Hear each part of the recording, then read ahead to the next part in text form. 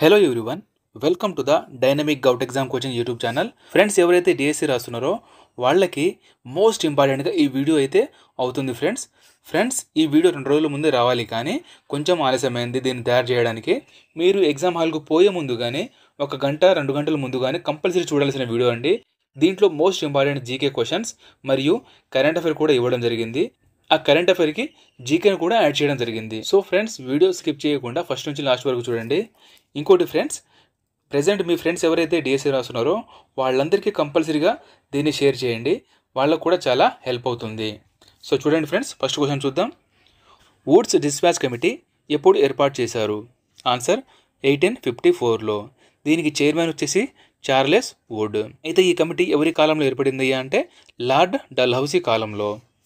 అయితే Woods committee సూచన ఏం చేసిందయ్యా అంటే భారతీయులను దుబాసీలుగా సేవకులుగా చేసే విద్య కాకుండా వారికి ప్రజ్ఞ మరియు నైతికత పెంచే విద్యను అందించాలని కోరడం జరిగింది.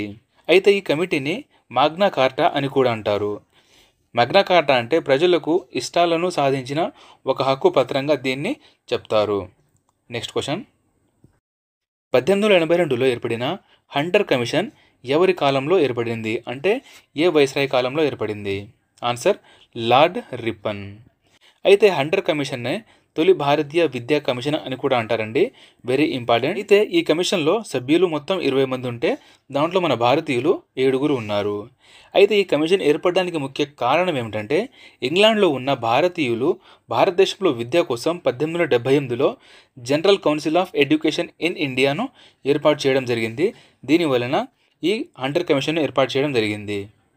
So next question. విశ్వవిద్యాలయ కమిషన్ ఎప్పుడు ఏర్పడింది? ఇది కూడా చాలా ఇంపార్టెంట్ అండి. చూడండి ఫ్రెండ్స్, ఈ వీడియోలో ఓన్లీ మోస్ట్ ఇంపార్టెంట్ క్వశ్చన్స్ మాత్రమే తీసుకోవడం జరిగింది. ఫ్రెండ్స్, వీడియో మిస్ చేయకుండా ఫస్ట్ నుంచి లాస్ట్ వరకు చూడండి. అయితే చూడండి, విశ్వవిద్యాలయ కమిషన్ వచ్చేసి 1902లో ఏర్పడింది. అయితే ఈ కమిషన్ యొక్క అధ్యక్షుడు వచ్చేసి థామస్ ర్యాలీ. ఈ కమిషన్లో భారతీయులు చూసుకుంటే ఫస్ట్ సయ్యద్ హుస్సేన్, రెండో వారు గురుదాస్ బెనర్జీ. అయితే ఈ కమిషన్ ఏ వైస్రాయ్ కాలంలో వచ్చిందయ్యా అంటే లార్డ్ కర్జన్ కాలంలో వచ్చింది. అయితే విశ్వవిద్యాలయాల చట్టం చేసిన సంవత్సరం వచ్చేసి 1904. చూడండి, విశ్వవిద్యాలయాల కమిషన్ వచ్చేసి 1902, చట్టం చేసింది 1904. Next question. బేటీ బచావో బేటీ పడావో అనే పథకాన్ని ఎప్పుడు ప్రారంభించారు? Very very important question friend ఇది. ఆన్సర్ వచ్చేసి 2015 జనవరి 22న.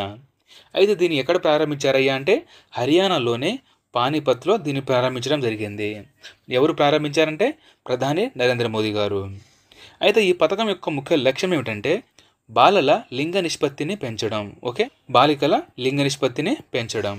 చూడండి ఫ్రెండ్స్, ఇంకో ఇంపార్టెంట్ క్వశ్చన్ ఇక్కడ. 2024 జెండర్ గ్యాప్ ఇండెక్స్లో మన ఇండియా స్థానం చూడండి. ఆన్సర్ వచ్చేసి 129వ స్థానం. అయితే 2023లో మన స్థానం వచ్చేసి 127 ఉండేది. నెక్స్ట్ క్వశ్చన్ చూద్దాం. పాఠశాలల హాజరు పెంచడానికి మధ్యాహ్న భోజన పథకం ఎప్పుడు ప్రారంభించారు? ఆన్సర్ 1995లో. ఓకే, అయితే ఏ రాజ్యాంగ సవరణ ద్వారా విద్యను ఉమ్మడి జాబితాలో చేర్చారయ్యా అంటే 42వ రాజ్యాంగ సవరణ సంవత్సరం అని అడిగితే 1976వ సంవత్సరంలో. అయితే ఏ రాజ్యాంగ సవరణ ద్వారా విద్యను స్థానిక సంస్థలకు బదలాయించడం జరిగిందయ్యా అంటే 73 మరియు 74. చూడండి ఫ్రెండ్స్, ఉమ్మడి జాబితాలో చేర్చిందేమో 42వ సవరణ, విద్యను స్థానిక సంస్థలకు బదలాయించడం 73 మరియు 74వ సవరణ. Next question. టీచర్ అను పదం ఏ భాష నుండి వచ్చింది? ఆన్సర్ జర్మనీ భాష నుండి. దీని యొక్క అర్థం ఏమిటంటే టు షో మరియు టు పాయింట్ అవుట్. అయితే చూడండి ఫ్రెండ్స్, 4-5 కొటేషన్స్ ఉంటాయి, మోస్ట్ ఇంపార్టెంట్ ఇవి. నా దృష్టిలో అతి గొప్ప చరిత్రకారుడు కేవలం ఉపాధ్యాయుడు మాత్రమే అని అన్నది ఎవరయ్యా అంటే వెల్స్. నెక్స్ట్ కొటేషన్ చూడండి. తాను వెలుగుతూ ఇతరులను వెలిగించే కొవ్వొత్తి లాంటి వాడు ఉపాధ్యాయుడు అని అన్నది రవీంద్రనాథ్ ఠాగూర్ గారు. అత్యుత్తమ వృత్తి ఏదైనా ఉంది అంటే అది కేవలం ఉపాధ్యాయ వృత్తి మాత్రమే అని అన్నది టెండాల్. జ్ఞానాన్ని అందిస్తూ జీవితాన్ని మలిచేవాడు ఉపాధ్యాయుడు అన్నది అడమ్స్. సో ఈ వెరీ ఇంపార్టెంట్ ఫ్రెండ్స్, గుర్తుంచుకోండి. నెక్స్ట్ క్వశ్చన్ చూడండి. పిల్లలు పుట్టినప్పుడు వేసే వ్యాధి నిరోధక టీకా పేరు ఏమిటి? ఇలాంటి క్వశ్చన్ ఆల్రెడీ అడగడం జరిగింది ఫ్రెండ్స్, ఇవి గుర్తుంచుకోవాలి కొంచెం. అయితే ఆన్సర్ బీసీజీ టీకా. పిల్లలు పుట్టంగానే వేసే టీకా బీసీజీ టీకా. అయితే 6 వారాలకు వేసే టీకా డిపిటి మరియు బీపీబీ మరియు హెపటైటిస్ బి. ఇది మొదటిసారి వేస్తారండి. 10 వారాలలో దీనిని రెండోసారి కూడా వేయడం జరుగుతుంది. 9వ నెలకు మిసిల్స్ వేస్తారు. 16 నుండి 24 నెలకు డిపిటి మరియు బిపిటి మళ్ళీ మూడోసారి వేయడం జరుగుతుంది. 5 నుండి 6 సంవత్సరాలకు టీటీ మరియు డిటి ఇంజెక్షన్ ఇస్తారు. 10 నుండి 16 సంవత్సరాలకు టీటీ ఇంజెక్షన్ మాత్రమే వేస్తారు. సో ఇంపార్టెంట్ అండి, గుర్తుంచుకోవాలి ఫ్రెండ్స్. దీనికి సంబంధించిన పీడిఎఫ్ మాత్రం నేను ఫ్రీగా ఇవ్వబోతున్నాను. ఇది సో టెలిగ్రామ్ గ్రూప్లో జాయిన్ అవ్వండి. ఈ ఫ్రీగా దాంట్లో ఈ వీడియో రాగానే ఇవ్వడం జరుగుతుంది. సో ఫ్రెండ్స్, టెలిగ్రామ్లో గ్రూప్ జాయిన్ అయ్యి తీసుకోండి. వెరీ వెరీ ఇంపార్టెంట్, మీకు చాలా బాగా ఉపయోగపడుతుంది ఇది. Okay, next question. Rohan Bopanna ఏ ఆటకు సంబంధం కలదు? చూడండి, ఈ సంవత్సరం అయితే ఈయన చరిత్ర సృష్టించారండి. సో ఈయన గురించి మ్యాక్సిమం రావడానికి ఉన్న క్వశ్చన్ ఇది. ఆన్సర్ వచ్చేసి టెన్నిస్కి చెందిన వారండి ఈయన. అయితే 2024లో పద్మశ్రీ అవార్డు కూడా ఈయనకు వచ్చింది. దానితో పాటు అత్యధిక వయసులో 43 సంవత్సరాలలో గ్రాండ్ స్లామ్ గెలిచిన మొదటి వ్యక్తి కూడా ఈయనే. అయితే ఏ గ్రాండ్ స్లామ్ గెలిచారయ్యా అంటే Australia grand slam. Australia grand స్లామ్లో డబుల్స్లో ఈయన విన్నర్ అయ్యారు. సో నెక్స్ట్ క్వశ్చన్ చూడండి.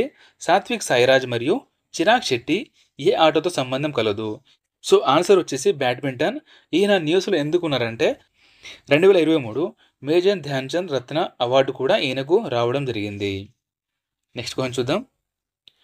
అతిథి అశోక్ ఏ ఆటతో సంబంధం కలడు? ఆన్సర్ గోల్ఫ్ ఆట.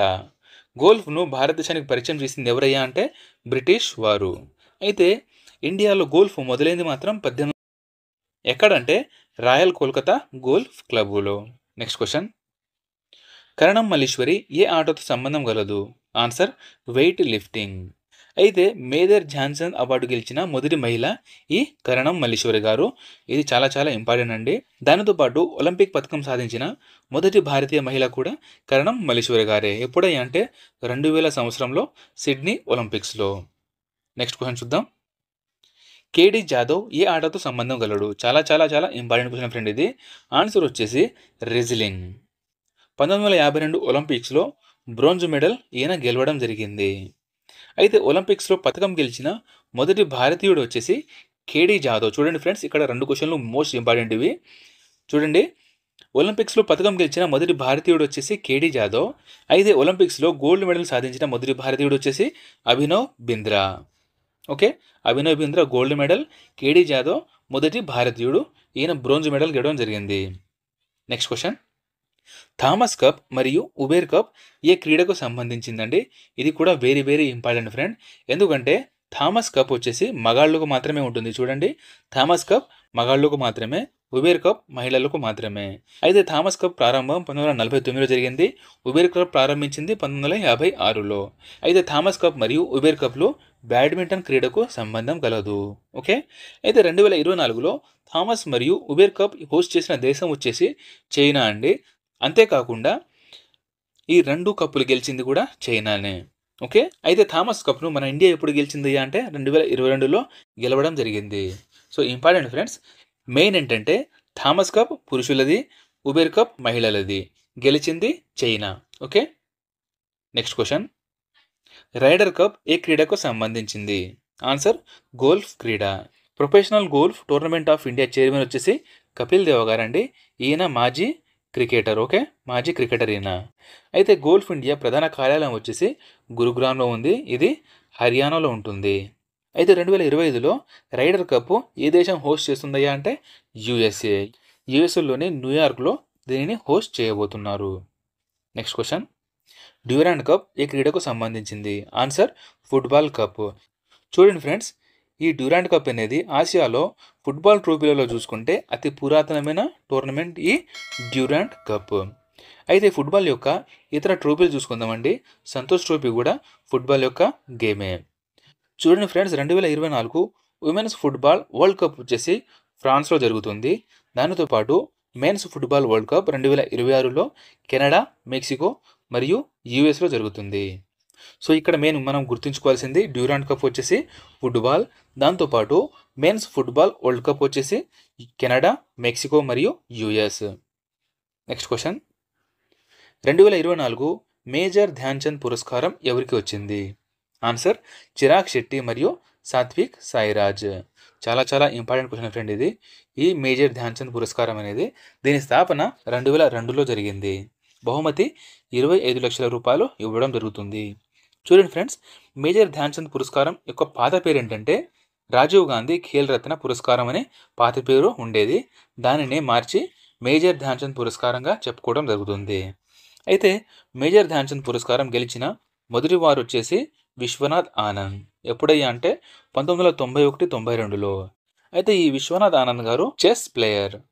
అయితే 2024 మేజర్ ధ్యాన్ చంద్ పురస్కారం గెలిచింది సాత్విక్ సాయిరాజ్ మరియు Chirag Shetty. Next question, 2024 Arjuna award ఎంతమందికి వచ్చింది? ఆన్సర్ 26 మందికి. అయితే అర్జున అవార్డు గురించి తెలుసుకుంటే దీని స్థాపన 1961లో జరిగింది. దీనికి వచ్చే బహుమతి వచ్చేసి 15 లక్షల రూపాయలు ఇవ్వడం జరుగుతుంది. మొదటి గ్రహీత సలీం దురానీ. ఈయన క్రికెటర్ అండి. 1961లో ఈయనకు ఈ అవార్డు రావడం జరిగింది. అయితే 2024లో మొహమ్మద్ షమి, ఓజాస్ డియోటలే, అంతిమ్ ఫంగల్, ఐశ్వర్య తోమర్తో పాటు మొత్తం 26 మందికి ఈ అవార్డు అనేది ఇవ్వడం జరిగింది. నెక్స్ట్ క్వశ్చన్, శీతల్ దేవి ఏ క్రీడకు సంబంధించిందండి? Very very very important question ఇది. Answer para archer. ఈమె జమ్మూ కాశ్మీర్కి చెందినవారండి. ఈమెకు 2 చేతులు లేవు.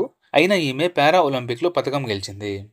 అయితే 2024 ఈమెకు కూడా అర్జున అవార్డు రావడం జరిగింది.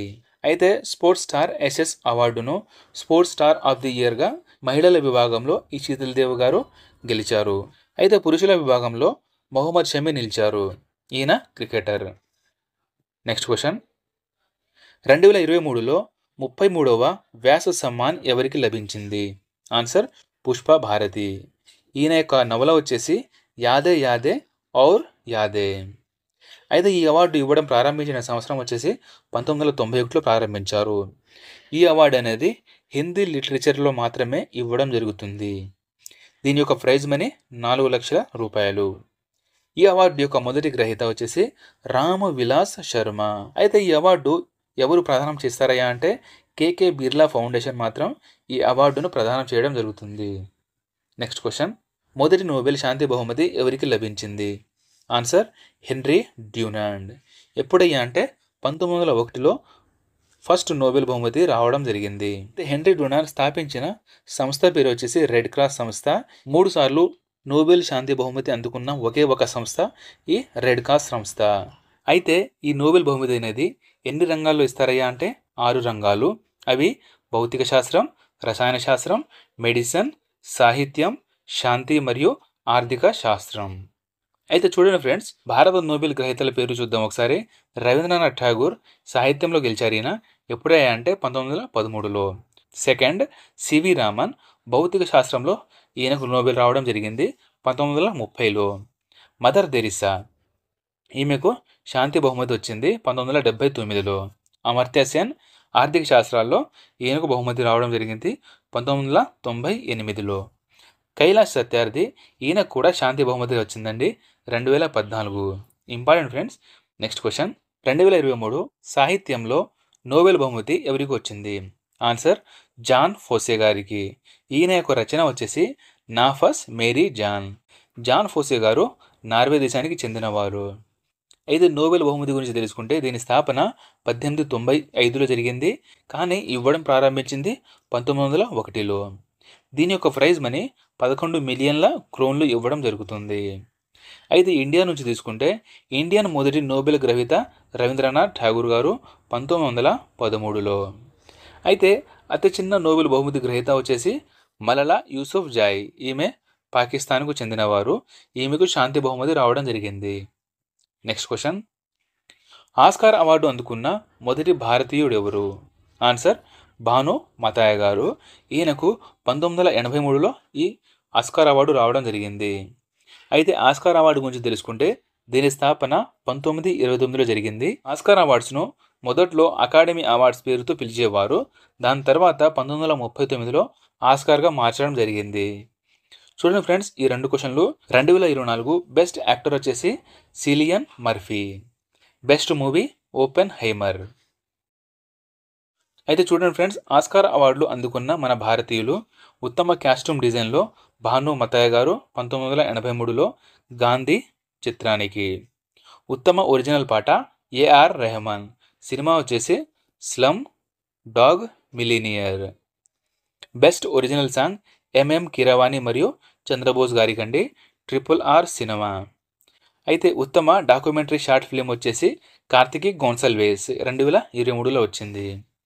క్వశ్చన్: గ్రామీ అవార్డు అందుకున్న మొదటి భారతీయుడు ఎవరు? ఆన్సర్: పండిట్ రవిశంకర్. దీని స్థాపన 1958లో జరిగింది. ఇచ్చే దేశం అయ్యేదే అమెరికా. అయితే 66వ 2024 గ్రామీ అవార్డు అనేది జాకీర్ హుస్సేన్, శంకర్ మహాదేవన్, జాన్ మెక్లాప్లిన్, గణేష్ రాజగోపాలన్ మరియు సెల్వా గణేష్ల కూటమితో కూడిన శక్తివారి ఆల్బమ్ అయిన దిస్ మూమెంట్ కోసం 2024 గ్రామీ అవార్డు గెలుచుకుంది. చూడండి friends, this moment very very important, దీన్ని గుర్తుంచుకోవాలి. Next question: Raman Magsaysay award అందుకున్న మొదటి భారతీయుడు ఎవరు? ఆన్సర్: ఆచార్య వినోద భావే. ఎప్పుడయ్యా అంటే 1958లో. అయితే ఆచార్య వినోద భావే గారు భూదాన్ ఉద్యమం ప్రారంభించారు. అయితే రామన్ మెగసెసే అవార్డు గురించి తెలుసుకుంటే దీని స్థాపన 1958లో జరిగింది. దీనిని 2023 డాక్టర్ రవి కన్నన్. అయితే రామన్ మెగసెసే అవార్డు 2023లో డాక్టర్ రవి కన్నర్ అందుకోవడం జరిగింది. ఈయన అంకాలజిస్ట్. అయితే రామన్ మెగసెసే అవార్డును ఆసియా యొక్క నోబెల్గా పిలుస్తారు. నెక్స్ట్ క్వశ్చన్: అంతర్జాతీయ బూకర్ ప్రైజ్ అందుకున్న మొదటి భారతీయుడు ఎవరు? చూడండి ఫ్రెండ్స్, అంతర్జాతీయ బూకర్ ప్రైజ్ వేరు మరియు బూకర్ ప్రైజ్ వేరు. దీని తర్వాత బూకర్ ప్రైజ్ గురించి కూడా తెలుసుకుందాం. ఓకే, అయితే ఆన్సర్ వచ్చేసి గీతాంజలి శ్రీ. ఈమె యొక్క నవల టోంబ్ ఆఫ్ శాండ్. అయితే అంతర్జాతీయ బూకర్ ప్రైజ్ అనేది ఓన్లీ ఇంగ్లీష్ భాషలో మాత్రమే ఇస్తారు. అయితే 2024 విన్నర్ చూసుకుంటే జెన్నీ ఎర్ఫెన్ బేక్. ఈమె యొక్క నవల కైరోస్. ఈమె జర్మనీ భాషలో రాసింది, కానీ దీనిని ఇంగ్లీష్లో ట్రాన్స్లేట్ చేసింది మైకెల్ హోప్మెన్. సో ఈ ప్రైజ్ మనీ అనేది వీళ్ళిద్దరికీ చెరసగంగా ఇవ్వడం జరిగింది.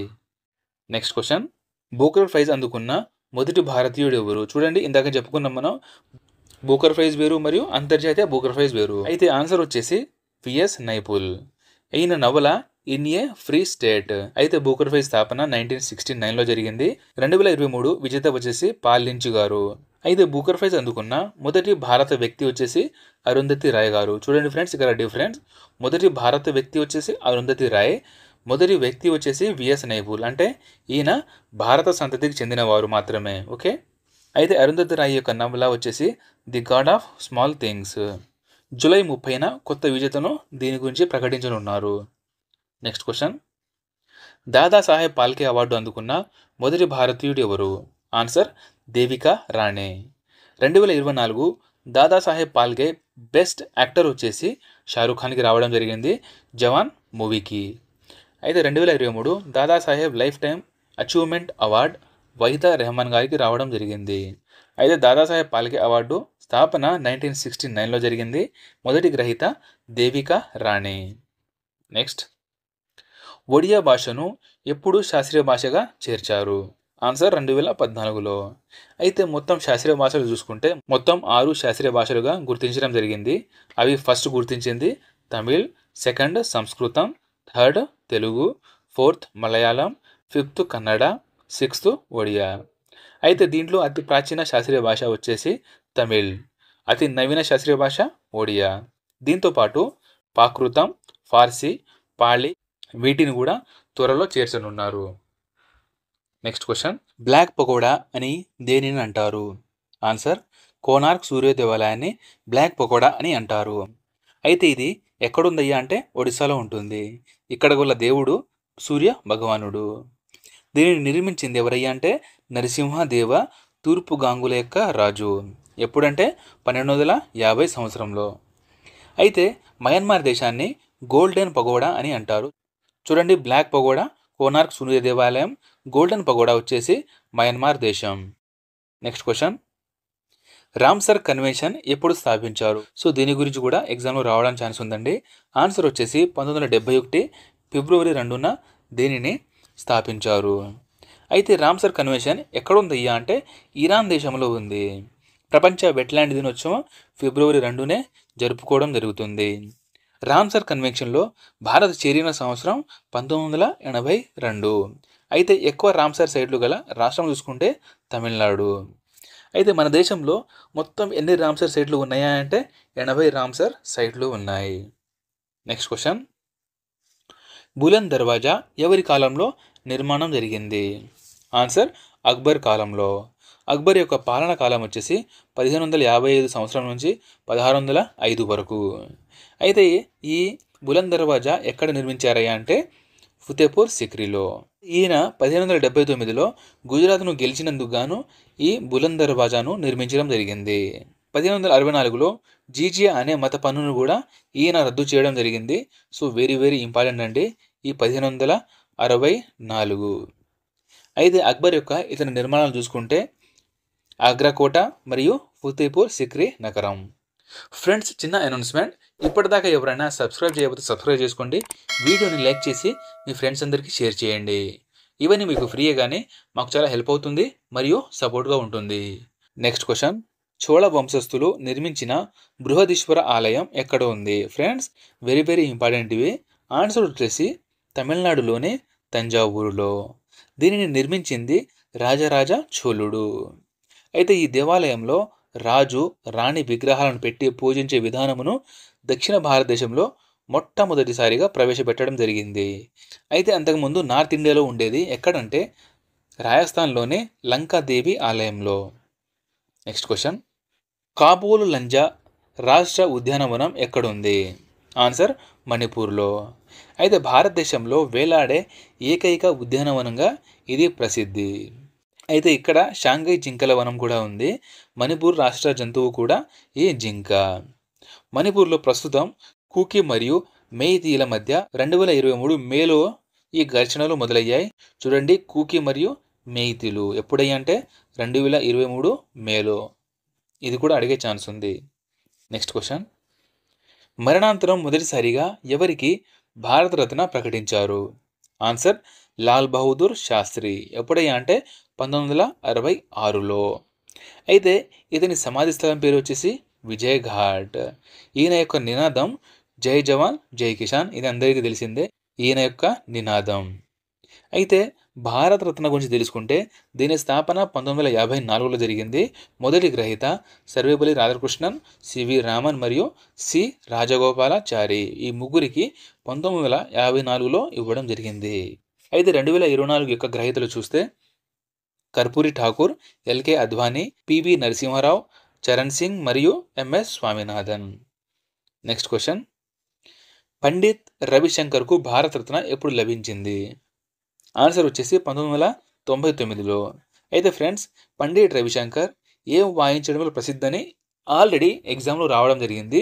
ఈయన సితార వాయించడంలో నిపుణులు. ఇతని యొక్క ఆటోబయోగ్రఫీ వచ్చేసి my music my life. Next question, నీతి ఆయోగ్ ఎప్పుడు ఏర్పాటైంది? ఆన్సర్ 2015 జనవరి 1న. అయితే దీని యొక్క అధ్యక్షులు వచ్చేసి ప్రధానమంత్రి ఉంటారు. ఉపాధ్యక్షులు సుమన్ బేరీ, సిఇఓ బివిఆర్ సుబ్రహ్మణ్యం. అయితే ఈ నీతి ఆయోగ్ యొక్క ఫుల్ ఫామ్ చూస్తే national institute for transforming India. Next question, భారతదేశం యొక్క 41వ వరల్డ్ హెరిటేజ్ ఏది? ఆన్సర్ శాంతి నికేతన్. ఇది వెస్ట్ బెంగాల్లో ఉంటుంది. శాంతి నికేతన్ని స్థాపించింది ఎవరయ్యా అంటే రవీంద్రనాథ్ ఠాగూర్, అందరికీ తెలిసిందే. ఇండియాలో మొదటి నోబెల్ గ్రహీత కూడా ఈ రవీంద్రనాథ్ ఠాగూర్ గారేనండి. ఎప్పుడంటే 1913లో. భారతదేశం యొక్క జాతీయ గీతమైన జనగణ మనను రచించింది కూడా రవీంద్రనాథ్ ఠాగూర్ గారు. జాతీయ గీతం జనగణమన ఆమోదించిన సంవత్సరం వచ్చేసి 1950 జనవరి 24న. ఫ్రెండ్స్, ఇక్కడ ఒకటి గుర్తించాలి, 1950 జనవరి 24న జాతీయ గీతం మరియు జాతీయ గేయాన్ని కూడా ఆ రోజే ఆమోదించడం జరిగింది. అయితే ఈ జనగణ మన ఉంది కదా, దీనిని ఇంగ్లీష్లో మార్నింగ్ స్టార్ ఆఫ్ ఇండియా అంటారు. Okay, morning star of India. Next question, భారతదేశం యొక్క 42వ యునెస్కో వరల్డ్ హెరిటేజ్ సైట్ ఏది? Answer Hoysaleswara temple. ఇది కర్ణాటకలో ఉంటుంది. అయితే చూడండి ఫ్రెండ్స్, 41వ మరియు 42వ వరల్డ్ హెరిటేజ్ సైట్ అయిన వీటిని ఏ సమావేశంలో ఎంపిక చేశారయ్యా అంటే 45వ సమావేశం. ఇది జరిగింది సౌదీ అరేబియాలోని రియాద్లో. అయితే యునెస్కో యొక్క వరల్డ్ హెరిటేజ్ కమిటీ 46వ సమావేశం వచ్చేసి మన న్యూఢిల్లీలో జరుగుతుంది. ఎప్పుడంటే జూలై 21 నుంచి 31 వరకు. అయితే ఈ సమావేశం ప్రారంభించేది ప్రధాని నరేంద్ర మోదీ గారు. నెక్స్ట్ క్వశ్చన్, జాతీయ జెండాను ఎప్పుడు ఆమోదించారు? ఆన్సర్ 1947 జూలై 22న. అయితే ఈ జాతీయ జెండాని రూపొందించింది ఎవరయ్యా అంటే పింగళి వెంకయ్య గారు, మన తెలుగువారు. ఈ పథకాన్ని తొలిసారిగా ప్రదర్శించింది 1921 విజయవాడలో జరిగిన కాంగ్రెస్ సమావేశంలో. అయితే మన జాతీయ జెండా యొక్క నిష్పత్తి వచ్చేసి 3:2 అండి. ఇది చాలాసార్లు ఎగ్జామ్లో అడగడం జరిగింది. అయితే the flag code of India ఎప్పుడు అమలు చేశారయ్యా అంటే 2002 జనవరి 26న. అయితే ఈ ఫ్లాగ్ కోడ్ ఆఫ్ ఇండియా అంటే భారత పౌరులందరూ అన్ని సందర్భాల్లో జెండా ఎగురవేయడానికి వీలుగా ఈ ఫ్లాగ్ కోడ్ ఆఫ్ ఇండియాను అమలు చేయడం జరిగింది. నెక్స్ట్ క్వశ్చన్, భారతదేశ జాతీయ గేయం వందే మాతరం ఎప్పుడు ఆమోదించారు? ఇప్పుడే మనం చెప్పుకున్నాం 1950 జనవరి 24న. జాతీయ గీతం కూడా ఈ రోజునే ఆమోదించడం జరిగింది. అయితే 1982లో బంకిం చంద్ర చటర్జీ రచించిన ఆనంద్ మఠ్ గ్రంథం నుంచి వందే మాతరం గేయాన్ని జాతీయ గేయంగా స్వీకరించడం జరిగింది. అయితే జాతీయ గేయాన్ని 1896లో కలకత్తా కాంగ్రెస్ సమావేశంలో మొదటగా పాడింది ఎవరయ్యా అంటే రవీంద్రనాథ్ ఠాగూర్ గారు. అయితే జాతీయ గేయాన్ని ఇంగ్లీష్లో అనువదించింది అరవింద్ ఘోష్ గారు. నెక్స్ట్ క్వశ్చన్, సుప్రీంకోర్టు ఎప్పటి నుంచి పనిచేయడం ప్రారంభించింది? ఇది కూడా చాలా ఇంపార్టెంట్. ఆన్సర్ వచ్చేసి 1950 జనవరి 28న. అయితే 1935లో ఏర్పడిన ఫెడరల్ కోర్టు స్థానంలో ఈ సుప్రీంకోర్టు అనేది ఏర్పడింది. రాజ్యాంగంలోని 5వ భాగంలోని ఆర్టికల్ 124 నుండి 147 వరకు సుప్రీంకోర్టు యొక్క నిర్మాణం, పరిధి, అధికారాల విధానం గురించి తెలియజేస్తాయి. అయితే సుప్రీంకోర్టు యొక్క మొదటి ప్రధాన న్యాయమూర్తి వచ్చేసి హెచ్జే కానియా. సుప్రీంకోర్టు యొక్క ప్రస్తుత ప్రధాన న్యాయమూర్తి డివై చంద్రచూడ్. ఈయన 49వ ప్రధాన న్యాయమూర్తి. నెక్స్ట్ క్వశ్చన్, 15వ ప్రపంచ వారసత్వ సంపద ఏది? Answer garba dance. ఇది గుజరాత్లో ఉంటుంది. అయితే 14వది చూసుకుంటే దుర్గా పూజ. వెస్ట్ బెంగాల్కు చెందిన దుర్గా పూజ అనేది 14వ ప్రపంచ వారసత్వ సంపదలో చేరింది. అయితే ప్రపంచ వారసత్వ దినోత్సవంగా ఏప్రిల్ 18న జరుపుకుంటారు. నెక్స్ట్ క్వశ్చన్, సర్హుల్ పండగ ఏ రాష్ట్రానికి చెందింది? ఆన్సర్ జార్ఖండ్. కాలాఘోడ ఆర్ట్ ఫెస్టివల్ ఏ రాష్ట్రానికి సంబంధించింది? ఆన్సర్ మహారాష్ట్ర. బైశాఖి పండుగ ఏ రాష్ట్రంలో జరుపుకుంటారయ్యా అంటే పంజాబ్లో. నెక్స్ట్ క్వశ్చన్, హార్న్బిల్ ఫెస్టివల్ ఏ రాష్ట్రానికి చెందింది? ఫ్రెండ్స్, ఈ క్వశ్చన్ అయితే 2-3 సార్లు ఎగ్జామ్లో అడగడం జరిగింది అంతకుముందే. వెరీ ఇంపార్టెంట్ క్వశ్చన్ ఇది. హార్న్బిల్ ఫెస్టివల్ వచ్చేసి నాగాలాండ్లో జరుపుకుంటారు. హార్న్బిల్ ఫెస్టివల్ను ఫెస్టివల్ ఆఫ్ ది ఫెస్టివల్ అని కూడా అంటారు. హార్న్బిల్ ఫెస్టివల్ను ఎందుకు జరుపుకుంటారయ్యా అంటే 1 డిసెంబర్ 1963న నాగాలాండ్ స్వతంత్ర రాష్ట్రంగా ఏర్పడింది. అందువలన ఈ పండుగను జరుపుకోవడం జరుగుతుంది. నెక్స్ట్ క్వశ్చన్, లోసాంగ్ ఫెస్టివల్ ఏ రాష్ట్రానికి చెందింది? ఆన్సర్ సిక్కిం. లోషర్ ఫెస్టివల్ ఏ రాష్ట్రానికి సంబంధించింది? లదాఖ్. సిగ్మో ఫెస్టివల్ ఏ రాష్ట్రానికి చెందింది? Answer Goa. Next question, Thrissur Pooram festival ఏ రాష్ట్రానికి చెందింది? ఆన్సర్ కేరళ. తైపూసం పండుగ ఏ రాష్ట్రానికి చెందిందయ్యా అంటే తమిళనాడు. దానితో పాటు జల్లికట్టు తమిళనాడు, పొంగల్ తమిళనాడు. నెక్స్ట్ క్వశ్చన్, కంబాల పండుగ ఏ రాష్ట్రానికి చెందింది? ఆన్సర్ కర్ణాటక. చాప్ చార్ కూట్ ఫెస్టివల్ ఏ రాష్ట్రానికి చెందింది? ఆన్సర్ మిజోరం. టాకా ఏ దేశానికి చెందిన కరెన్సీ? కరెన్సీలు వచ్చాయండి జీకేలో, ఇంపార్టెంట్. ఇప్పుడు టాకా వచ్చేసి బంగ్లాదేశ్కు సంబంధించిన కరెన్సీ. నెక్స్ట్ క్వశ్చన్, కియత్ ఏ దేశానికి చెందిన కరెన్సీ? Answer Myanmar. యువాన్ ఏ దేశానికి చెందిన కరెన్సీ? చైనా. న్యూ సెకెల్ ఏ దేశానికి చెందిన కరెన్సీ?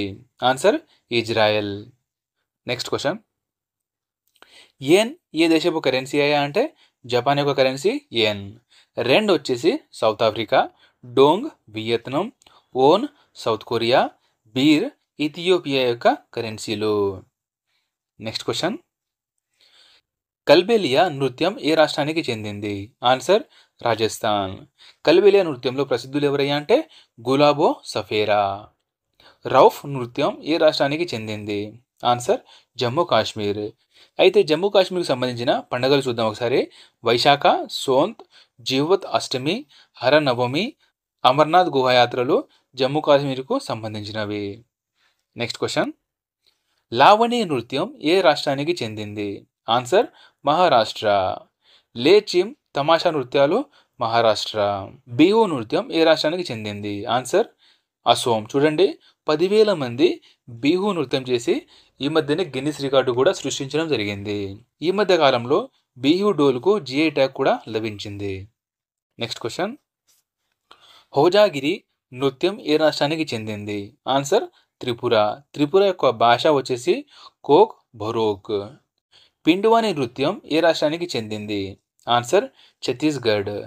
రావుతు డ్యాన్స్ వచ్చేసి ఛత్తీస్గఢ్కి సంబంధించింది. Next question. దేక్నే నృత్యం ఏ రాష్ట్రానికి చెందింది? ఆన్సర్ గోవా. పుగిడి నృత్యం ఏ రాష్ట్రానికి చెందింది? ఆన్సర్ గోవా. థాంగ్టా నృత్యం ఏ రాష్ట్రానికి చెందింది? ఆన్సర్ మణిపూర్. Next question. G20లో చేరిన కొత్త సభ్య దేశం ఏంటి? వెరీ వెరీ వెరీ ఇంపార్టెంట్ అండి. G20 గురించి మొత్తం ఇన్ఫర్మేషన్ ఇక్కడ చూసుకుందాం. ఆన్సర్ వచ్చేసి ఏయు అంటే ఆఫ్రికన్ యూనియన్. అయితే ఏయు సభ్య దేశాలు మొత్తం 55 ఉంటాయి. 55 సభ్య దేశాలతో ఈ G20లో చేరడం జరిగింది. ఏయు యొక్క ప్రధాన కార్యాలయం అదిస్ అబాబా. అయితే ప్రజెంట్ G20లో గల దేశాలు 21. G20 యొక్క స్థాపన 1999లో జరిగింది. 2023లో అధ్యక్షం వహించింది మన ఇండియా. ఎక్కడ అంటే ఇది ఢిల్లీలో జరిగింది. అయితే 2024లో అధ్యక్షత వహించేది బ్రెజిల్. Next question. బ్రిక్స్లో చేరిన కొత్త సభ్య దేశం ఏది? ఇది కూడా చాలా ఇంపార్టెంట్ ఫ్రెండ్స్. ఇది ఆన్సర్ వచ్చేసి సౌదీ అరేబియా, ఈజిప్ట్, యుఏఈ మరియు ఇరాన్, ఇథియోపియా. ఈ 5 దేశాలు బ్రిక్స్లో చేరనున్నాయి. అయితే బ్రిక్స్ యొక్క స్థాపన చూసుకుంటే 2009 జూన్ 5న జరిగింది. ప్రధాన కార్యాలయం షంఘాయ్. అయితే బ్రిక్స్లో ముందున్న దేశాలు బ్రెజిల్, రష్యా, ఇండియా, చైనా మరియు సౌత్ ఆఫ్రికా. ఈ 5 దేశాలు కలిపితే బ్రిక్స్లో మొత్తం 11 దేశాలు అవుతాయి. అయితే 2024 జనవరి 1న రష్యా బ్రిక్స్ అధ్యక్ష పదవిని చేపట్టింది. Next question. నాటోలో చేరిన కొత్త సభ్య దేశం ఏది? చూడండి ఫ్రెండ్స్, ఒకటి ఇప్పుడు G20 చెప్పుకున్నాం, ఇంకొకటి బ్రిక్స్ చెప్పుకున్నాం, ఇది మూడవది నాటో. మూడింట్లో కొత్త కొత్త దేశాలు చేరడం జరిగింది. సో అవి కూడా గుర్తుంచుకోవాలండి. అయితే నాటోలో 32వ సభ్య దేశంగా చేరింది స్వీడన్, 31వ సభ్య దేశం ఫిన్లాండ్. ఈ రెండు గుర్తుంచుకోవాలండి ఫ్రెండ్స్. 31వ సభ్య దేశం ఫిన్లాండ్, 32వది స్వీడన్. అయితే నాటో యొక్క ప్రధాన కార్యాలయం బెల్జియంలోని బ్రసెల్స్లో ఉంటుంది. నాటో యొక్క full form North Atlantic Treaty Organization. దీని స్థాపన 1949లో జరిగింది. ప్రజెంట్ సెక్రటరీ జనరల్ వచ్చేసి జెన్స్ స్టోల్టెన్బెర్గ్. Next question.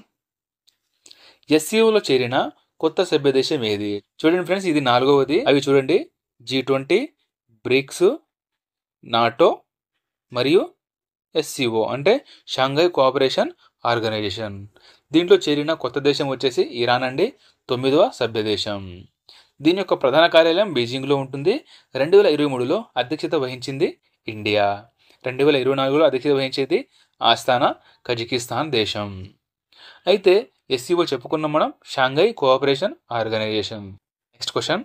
అంతర్జాతీయ న్యాయస్థానం ప్రధాన కార్యాలయం ఎక్కడ ఉంది? ఆన్సర్ నెదర్లాండ్లోని ది హేగ్లో. ఈ క్వశ్చన్ అయితే ఎన్ని ఎగ్జామ్లో అడుగుంటాడండి, అందరికీ తెలిసిందే. అయితే అంతర్జాతీయ న్యాయస్థానంలో మొత్తం న్యాయాధికారులు వచ్చేసి 15 మంది ఉంటారు. అయితే వీళ్ళకి 9 సంవత్సరాల పదవీ కాలం అనేది ఉంటుంది. ప్రస్తుతం అంతర్జాతీయ న్యాయస్థానం యొక్క చీఫ్ జస్టిస్ వచ్చేసి Nawaf Salam. Next question. UNEP ప్రధాన కార్యాలయం ఎక్కడ ఉంది? ఆన్సర్ నైరోబిలో. చూడండి, యుఎన్ఈపి ఒక full form United National Environment Programme. దీని యొక్క స్థాపన 1972లో జరిగింది. Chairman Inger Andersen. Next question. FAO ప్రధాన కార్యాలయం ఎక్కడుంది? చూడండి ఫ్రెండ్స్, ముందుగా FAO అంటే ఫుడ్ అండ్ అగ్రికల్చర్ ఆర్గనైజేషన్. దీని యొక్క ప్రధాన కార్యాలయం ఇటలీలోనే రోమ్లో ఉంటుంది. దీని స్థాపన 1945లో జరిగింది. దీని యొక్క ప్రజెంట్ చైర్మన్ వచ్చేసి Qu Dongyu. Next question. WHO ప్రధాన కార్యాలయం ఎక్కడ ఉంది? ఆన్సర్ జెనీవాలో. దీని యొక్క స్థాపన 1948. జెనీవాలో గల ఇతర ప్రధాన కార్యాలయాలు చూద్దాం ఒకసారి. ILO అంటే international labour organisation, WEF world economic forum, WTO world trade organisation, WHO world health organisation. Next question, EU ప్రధాన కార్యాలయం ఎక్కడుంది? ఆన్సర్ బ్రసెల్స్లో. EUలో సభ్య దేశాలు వచ్చేసి 27. EU యొక్క ఫుల్ ఫామ్ యూరోపియన్ యూనియన్. అయితే నాటో గురించి ఇందాక చెప్పుకున్నాం. దీని యొక్క ప్రధాన కార్యాలయం బ్రసెల్స్. నెక్స్ట్ క్వశ్చన్, ADB ప్రధాన కార్యాలయం ఎక్కడుంది? ఆన్సర్ ఫిలిప్పీన్స్లోని మనీలా. ADB యొక్క full form Asian Development Bank. International Rice Centre కూడా ఈ మనీలాలోనే ఉంటుంది. అయితే రామన్ మెగసెసే అవార్డు కూడా ఈ ఫిలిప్పీన్స్ దేశమే ఇస్తుంది. నెక్స్ట్ క్వశ్చన్, OPEC ప్రధాన కార్యాలయం ఎక్కడుంది? ఆన్సర్ ఆస్ట్రియాలోని వియన్నాలో. OPEC యొక్క ఫుల్ ఫామ్ చూడండి, organisation of petrol export country. దీని యొక్క స్థాపన 1960లో జరిగింది. సభ్య దేశాలు మొత్తం 12. OPEC అంటే పెట్రోల్ను ఎక్స్పోర్ట్ చేసే దేశాల కూటమి. అయితే దీని యొక్క స్థాపన ఎక్కడ జరిగిందయ్యా అంటే బాగ్దాదులో జరిగింది. ఇప్పుడు 1960లో. ఇటీవల ఏ దేశం OPEC నుండి తొలగిందయ్యా అంటే అంగోలా దేశం OPEC నుంచి తొలగింది. నెక్స్ట్ క్వశ్చన్, IUCN యొక్క ప్రధాన కార్యాలయం ఎక్కడుంది? ఆన్సర్ స్విట్జర్లాండ్లోని గ్లాండ్లో. IUCN యొక్క full form international union convention nature. దీని యొక్క స్థాపన 1948. నెక్స్ట్ క్వశ్చన్, IOC ప్రధాన కార్యాలయం ఎక్కడుంది? ఆన్సర్ స్విట్జర్లాండ్లోని లుషానేలో. IOC ఫుల్ ఫామ్ వచ్చేసి ఇంటర్నేషనల్ ఒలింపిక్ కమిటీ. ఎప్పుడు స్థాపించారని అంటే 1894లో. అయితే 2024 ఒలింపిక్స్ వచ్చేసి ప్యారిస్లో జరుగుతుంది. ప్రజెంట్ 2028 లాస్ ఏంజల్స్లో జరగబోతుంది. నెక్స్ట్ క్వశ్చన్, ఇస్రోను ఎప్పుడు స్థాపించారు? ఆన్సర్ 1969 ఆగస్టు 15న. దీని యొక్క ప్రధాన కార్యాలయం బెంగళూరు. వ్యవస్థాపకులు వచ్చేసి విక్రమ్ సారాభాయ్ గారు. Present chairman S Somnath. Next question, DRDO ఎప్పుడు స్థాపించారు? ఆన్సర్ 1958 జనవరి 1న. దీని యొక్క ప్రధాన కార్యాలయం న్యూఢిల్లీ. ప్రజెంట్ చైర్మన్ వచ్చేసి సమీర్ వి కామత్. అయితే DRDO యొక్క లాంచింగ్ స్టేషన్ ఎక్కడ అంటే వీలర్ దీవులు. వీలర్ దీవులు అనే పేరు మార్చడం జరిగింది. ఏ పేరు అయ్యా అంటే APJ అబ్దుల్ కలాంగా మార్చడం జరిగింది. నెక్స్ట్ క్వశ్చన్, RBI ఎప్పుడు స్థాపించారు? ఆన్సర్ 1935 జనవరి 1న. అయితే జనవరి 1 RBIను మన ఇండియాలో విలీనం చేయడం జరిగింది. RBI యొక్క ప్రధాన కార్యాలయం ముంబై. గవర్నర్ శక్తికాంత దాస్. అయితే RBI అనేది యంగ్ హిల్టన్ కమిటీ సిఫార్సు మేరకు 1934 యాక్ట్ ప్రకారం 1935లో ఏర్పడింది. నెక్స్ట్ క్వశ్చన్, నాబార్డ్ ఎప్పుడు స్థాపించారు? ఆన్సర్ 1982లో. నాబార్డ్ యొక్క ఫుల్ ఫామ్ చూడండి, national bank for agriculture rural development. అయితే నాబార్డును సిఫార్సు చేసిన కమిటీ వచ్చేసి శివరామన్ కమిటీ. ప్రజెంట్ నాబార్డ్ యొక్క చైర్మన్ షాజీ కృష్ణన్ వి. నెక్స్ట్ క్వశ్చన్, COP1 ఎక్కడ జరిగింది? ఆన్సర్ జర్మనీలోని బెర్లిన్లో జరిగింది. ఎప్పుడయ్యా అంటే 1995లో.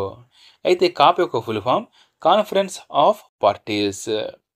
ఇండియాలో ఎప్పుడు జరిగిందయ్యా అంటే COP8 జరిగింది. ఇది 2002లో జరిగింది. COP28 అనేది UAEలో జరిగింది. నెక్స్ట్ క్వశ్చన్, మొదటి జ్ఞాన్పీఠ్ అవార్డు ఎవరికి లభించింది? Very very important friends. ఇదే ఇక్కడ జ్ఞాన్పీఠ్కు సంబంధించిన అన్ని క్వశ్చన్లు కవర్ చేయడం జరుగుతుంది. ఆన్సర్ మొదటి గ్రహీత వచ్చేసి జి శంకర్ కురూపు. ఈయన మలయాళ రచయిత. అయితే 2024లో 58వ జ్ఞాన్పీఠ అనేది ఇద్దరికి రావడం జరిగింది. వారిలో ఫస్ట్ జగద్గురు రామభద్రాచార్య. ఈయన సంస్కృత రచయిత. సెకండ్ గుల్జర్ గారు. ఈయన ఉర్దూ రచయిత. అయితే ఈ జ్ఞాన్పీఠ్ అవార్డు యొక్క స్థాపన 1961లో జరిగింది. దీనిని ప్రదానం చేస్తున్నది మాత్రం 1965 నుంచి. అయితే ఈ జ్ఞాన్పీఠ్ అవార్డు కింద మొత్తం 11 లక్షల రూపాయలు ఇవ్వడం జరుగుతుంది. అయితే ఈ జ్ఞాన్పీఠ అవార్డు అందుకున్న మొదటి తెలుగు వ్యక్తి ఎవరయ్యా అంటే విశ్వనాథ సత్యనారాయణ గారు. అయితే తెలంగాణ వ్యక్తి వచ్చేసి సి నారాయణ రెడ్డి. సో ఇవి ఫ్రెండ్స్ డిఎస్సికి సంబంధించిన most important question friends. Friends వీడియోని మీ ఫ్రెండ్స్ అందరికీ కూడా ఉపయోగపడాలండి. వాళ్ళందరికీ కూడా షేర్ చేయండి ఫ్రెండ్స్. వాళ్ళకు కూడా చాలా హెల్ప్ అవుతుంది. ఫ్రెండ్స్ ఇప్పటిదాకా ఎవరైనా సబ్స్క్రైబ్ చేయకపోతే సబ్స్క్రైబ్ చేసుకోండి. వీడియోని లైక్ చేసి మీ ఫ్రెండ్స్ అందరికీ షేర్ చేయండి. దాంతోపాటు మనం డైలీ నిర్వహించే daily current affair plus GK టెస్ట్ల గురించి యాప్ను డౌన్లోడ్ చేసుకోండి. దీంట్లో మీకు డైలీ టెస్ట్ అనేది ఫ్రీగా కండక్ట్ చేయడం జరుగుతుంది. Thank you. జై హింద్.